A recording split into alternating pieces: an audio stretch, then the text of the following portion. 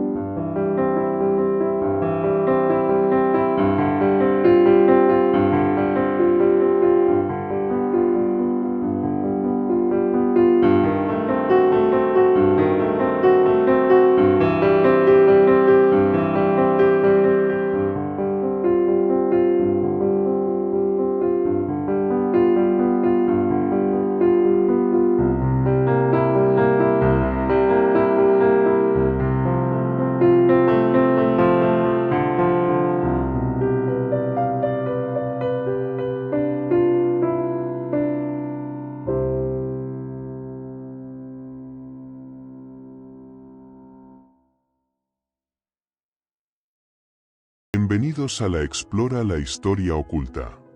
Hoy inauguramos una nueva serie que hurga en las entrañas más íntimas del poder, prostitución de lujo, el negocio más antiguo. Y comenzamos nuestro viaje en el laboratorio social perfecto para este fenómeno, la Venecia del Cinquecento, donde descubriremos que, a veces, la persona más influyente en una república de hombres no llevaba toga ni corona, llevaba seda, perfume y un cerebro tan afilado como una daga veneciana. Para entender por qué Venecia fue la cuna perfecta de la cortesana de lujo, debemos mirar su ADN. Venecia no era una monarquía, era una república mercantil oligárquica. Su dios era el comercio. Su religión, el pragmatismo. Y en esta sociedad hipermasculina de mercaderes, navegantes y políticos, surgió una necesidad muy específica. Miles de hombres, comerciantes extranjeros, diplomáticos, artistas, nobles de paso, llegaban constantemente a una ciudad donde las mujeres respetables eran invisibles, inaccesibles. ¿Dónde podía un hombre poderoso encontrar no solo placer físico, sino también compañía intelectual, conversación estimulante, un refugio de la tensión de los negocios y la política? El burdel común, con su transacción cruda, no servía. Se necesitaba algo más. Un servicio premium. Así, de las brumas de los bajos fondos y la pura supervivencia, emergió una figura única, la cortigiana honesta. La cortesana honesta. Honesta no por su moral, sino por su estatus, era una profesional reconocida, no una ladrona o una fugitiva.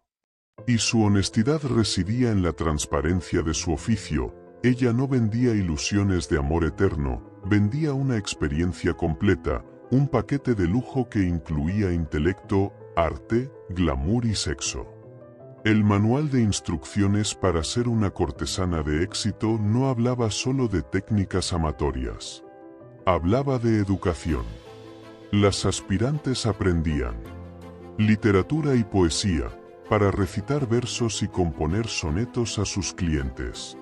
Música, tocar el laúd, el clavicordio o cantar. Danza, no bailes vulgares, sino la sofisticada danza de la pavanilla. Retórica y debate, para sostener conversaciones sobre política, arte o filosofía. Modas y modales, caminar, hablar, usar el abanico con una gracia que hiciera palidecer a una duquesa. Al menos 2 idiomas, además del veneciano, usualmente latín y algo de griego o francés. Eran, en esencia, las primeras geisas occidentales. Su capital no era solo su cuerpo, sino su cultura. La más famosa de todas, Verónica Franco, no solo era solicitada por su belleza, sino porque publicaba volúmenes de poesía que se discutían en las academias.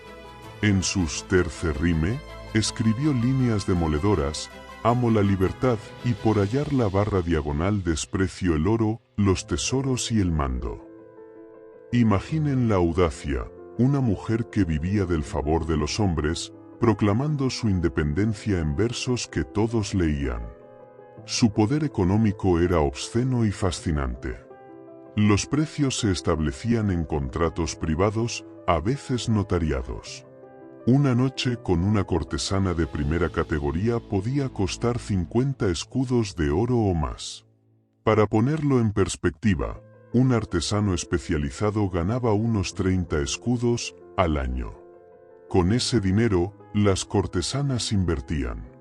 Compraban palazzetti en los mejores barrios, como el Dorsoduro.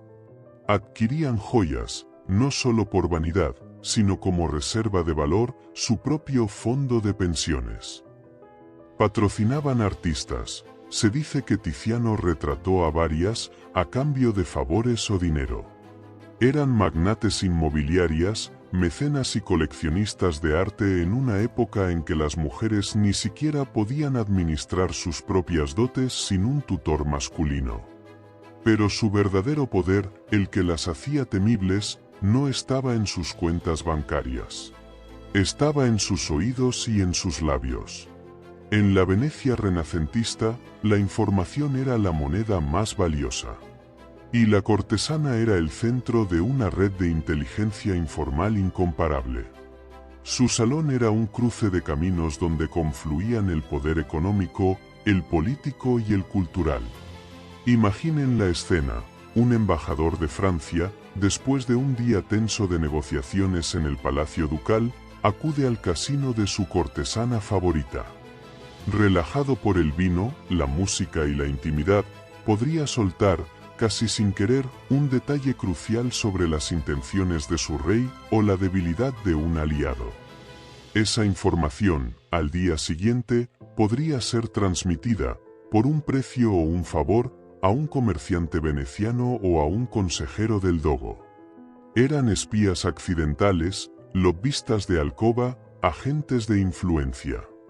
El caso de Giulia Lombardo es legendario. Amante del dogo Andrea Gritti, su influencia era tal que se murmuraba que ningún cargo importante se asignaba sin su consentimiento tácito. Se la llamaba la dogaresa nascosta, la dogoesa oculta.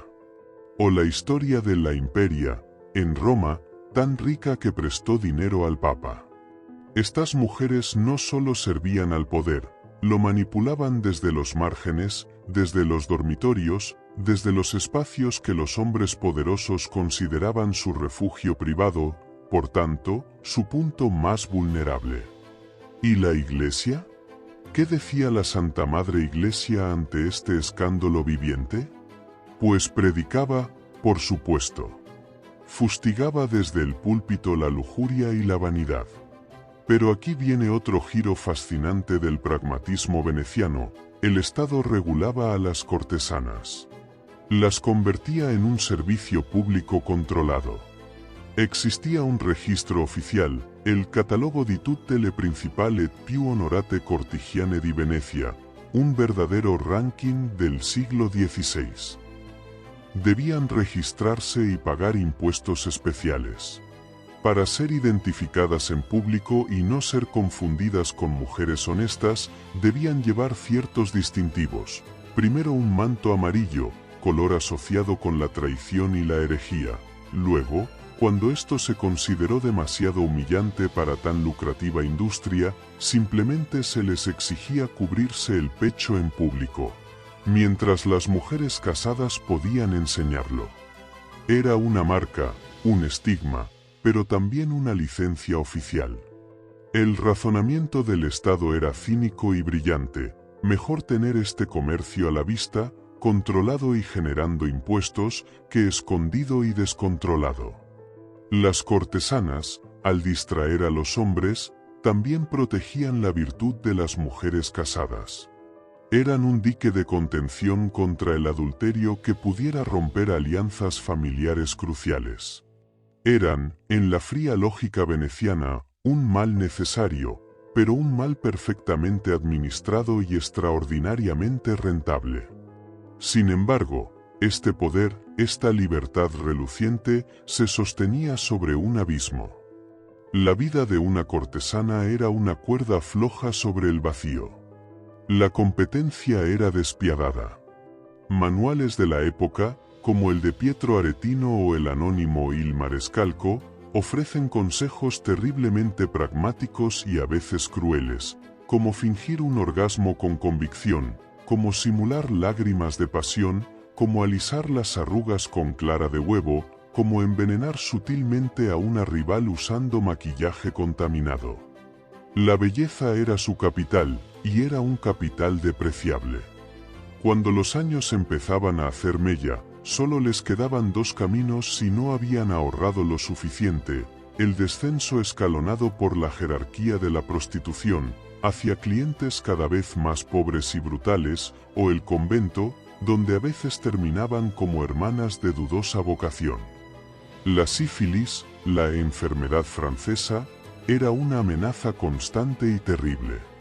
Y siempre estaba el peligro de la violencia. Un cliente despechado, un marido celoso, sí, algunas se casaban en secreto, un rival político que quisiera callarlas. Su independencia estaba siempre bajo la sombra de la dependencia del favor masculino. Era una libertad comprada, no otorgada, y como todo lo comprado, podía ser confiscada. El ocaso de esta edad dorada llegó con los vientos puritanos de la Contrarreforma. A finales del siglo XVI, tras el Concilio de Trento, la moral se endureció en toda la católica Europa. En Venecia, las leyes se volvieron más estrictas. Los veles y distintivos se convirtieron en marcas de infamia social insoportable. Los salones se cerraron o se volvieron clandestinos. La figura ambigua, poderosa e intelectual de la cortigiana honesta se desdibujó, aplastada entre el ideal contrarreformista de la mujer casta y el estigma irremediable de la prostituta común. Una ventana única de autonomía femenina, poder cultural e influencia política institucionalizada, aunque marginal, se cerró para siempre. ¿Fueron entonces las cortesanas víctimas o triunfadoras?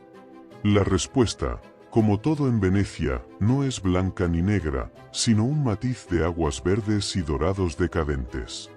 Fueron, ante todo, estrategas de supervivencia en un juego con las cartas marcadas. Utilizaron las únicas herramientas que la sociedad les permitía, su belleza, su inteligencia, su ingenio, para tallar un espacio de autonomía, riqueza e influencia en un mundo que les negaba todo eso por derecho. No eran feministas modernas, eran pragmáticas de la edad moderna. Su poder era parasitario, dependía del sistema que explotaban. Pero en su paradoja reside su fascinación: alcanzaron cotas de libertad intelectual y económica impensables para cualquier otra mujer de su época, pero al precio de ser eternamente marginadas por la sociedad respetable. Demostraron que el sexo podía ser una mercancía, pero que la verdadera moneda de cambio en las altas esferas era, y sigue siendo, la información, la conexión y la inteligencia. Ellas entendieron que en el gran teatro del poder, a veces el personaje más crucial no está en el centro del escenario, bajo los focos. A veces está en un palco privado, en la penumbra, susurrando al oído del director. Pero la historia del lujo, el deseo y el poder no terminó con el ocaso de las cortesanas venecianas. De hecho, en otra corte, aún más opulenta y escandalosa, esta dinámica se llevó a su máxima expresión institucional. En nuestro próximo episodio, cruzamos los Alpes y nos adentramos en el corazón del absolutismo europeo. Prepárense para conocer a mujeres que no operaban desde los márgenes, sino desde el centro mismo del poder. Mujeres a las que se otorgaba un título oficial en la corte, un séquito, apartamentos en Versalles más lujosos que los de la reina y una influencia política directa y abierta. Descubriremos cómo Madame de Pompadour, empezando como una burguesa ambiciosa, llegó a no solo ser la amante de Luis XV, sino su ministra de Cultura no oficial, su consejera política clave y la arquitecta de alianzas internacionales. ¿Cómo es posible que la amante real tuviera más poder que la reina consorte? Porque el pueblo francés, a menudo, prefería a la maîtresse antes que a la esposa del rey. Y lo más intrigante, cómo este sistema de prostitución de lujo institucionalizada contribuyó, paradójicamente, a alimentar el odio popular que desembocaría en la Revolución Francesa. Esto ha sido Explora la historia oculta. Si crees que la historia solo se escribe en los campos de batalla y en los tratados, te estás perdiendo la mitad del guión. La verdadera trama a menudo se teje entre sábanas de seda, en salones privados y en conversaciones de almohada. Suscríbete y activa la campana para no perderte este viaje continuo a los dormitorios donde se forjaron imperios y se derrocaron dinastías. Y ahora, te pregunto a ti, ¿crees que las cortesanas eran explotadas por el sistema patriarcal o eran astutas explotadoras que supieron voltear el juego a su favor? El debate, como sus salones, está abierto. Déjalo en los comentarios.